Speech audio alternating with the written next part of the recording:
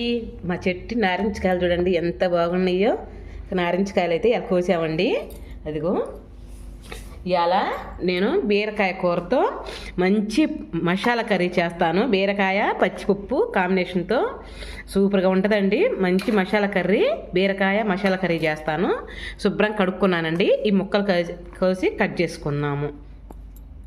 ఇంకో ఇలా కట్ చేసి పెట్టుకున్నానండి. ఉల్లిపాయ ముక్కలు, బీరకాయ ముక్కలు ఇలా కట్ చేసి పెట్టుకున్నాను. ఇంకా కర్రీ చేసుకుందాం, ఇచ్చేయండి. ఇదిగో చిన్నుల్లిపాయలు 3-4, చిన్న అల్లం ముక్క, టమాటా ముక్కలు, 2 టమాటాలు వేసానండి. కట్ చేసుకొని ఇలా శుభ్రంగా పేస్ట్ చేసేసుకుందాం. గిన్నె పెట్టి 2 స్పూన్లు నూనె వేసానండి. దాంట్లోకి పచ్చిపప్పు, జీలకర్ర, ఆవాలు బాగా ఆగాలి. కొంచెం కరివేపాకు,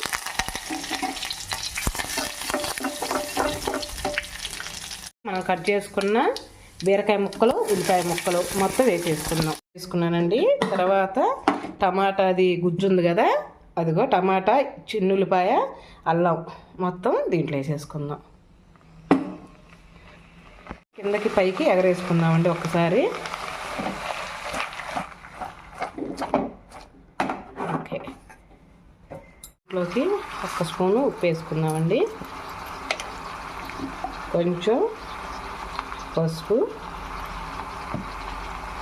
2 స్పూన్లు కారం వేసుకుందాం.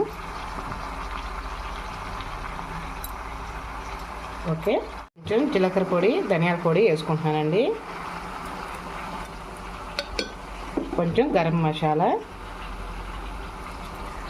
ఇంకా అలా మగ్గేటప్పుడు మూత పెట్టేసుకుందాం.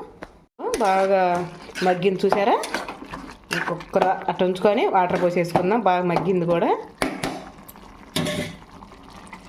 ఒక చిన్న టీ గ్లాసుని వాటర్ పోసుకుంటున్నాను. ఇంక చాలండి, ఇంకెక్కువ అవసరం లేదు.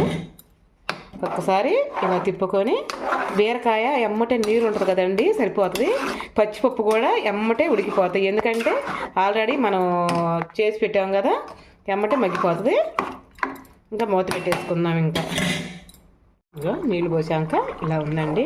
రోటీలోకైనా, చపాతీలోకైనా, జొన్న రొట్టెలోకైనా, లేదు రైస్లోకైనా చాలా బాగుంటుంది నిజంగా అండి. ఎంత రుచిగా ఉంటుందోను. కమ్మని మసాలా వాసనతో ఇల్లంతా గుమ్మ గుమ్మ కొడుతుంది. బాగా మంచి స్మెల్ వస్తుంది ఇల్లంతా. కోడిగుడ్లు వేసేసుకుందాం.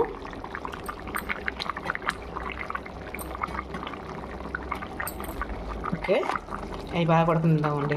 రెడీ అయిందండి. ఇదిగో కొంచెం కొత్తిమీర చల్లేసుకుందాం. కొంచెం చల్లుకున్నాక మనం స్టవ్ ఆఫ్ వేసుకోవటమేనండి.